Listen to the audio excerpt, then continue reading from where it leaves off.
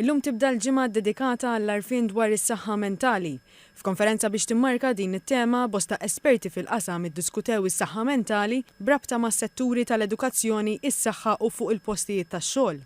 Iċ-chairperson għas-servizzi ta' saħħa mentali, il-professur Anton Grek, qal li wara l-pandemija id-dinja bdiet esperjenza żidiet li diskrivihom straordinarji ta' ansjetà b'mod partikolari fit-tfal u l-adolescenti. Fost oħrajn qal li dan qed jiġi kkawżat anke mill-impatt li tħalli fuqhom il-midja soċjali. Il-professur Grek sostna li l-isfidi tas-saħħa mentali għandhom jingħataw l-istess importanza bħas-saħħa fiżika. Tkellem dwar l-importanza li dawn it-tip ta' servizzi jingħataw fil-komunità. L-iskop ta' din il-konferenza kien illi l-stakeholders, in-nies li jaħdmu f'dal qasam u l-NGOs, niltaqgħu kollha ma' xulxin biex naraw l-enfell aħjar irresqu il-mod kif nagħtu l-kura lin-nies ta' problema ta' saħħa mentali.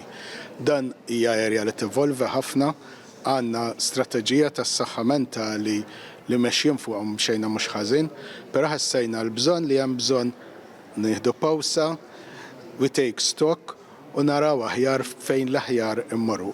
Is-Segretarju Permanenti Joyce Cassar f'isem il-People and Standards qalet li l-amministrazzjoni pubblika qed tpoġġi lil dawn il-persuni fiċ-ċentru billi tipprovdi servizzi u prattiġi tanġibbli b'xejn mill-istituzzjonijiet pubbliċi.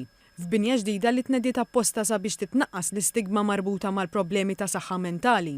Il-Ministru għas-Saħħa Ġewwa Bela tkellem dwar l-importanza ta' kura fil-komunità u qal li l-istrateġiji jagħtu gwida aħjar sabiex naddattaw għar-realtajiet ġodda li qed jiżvolġu.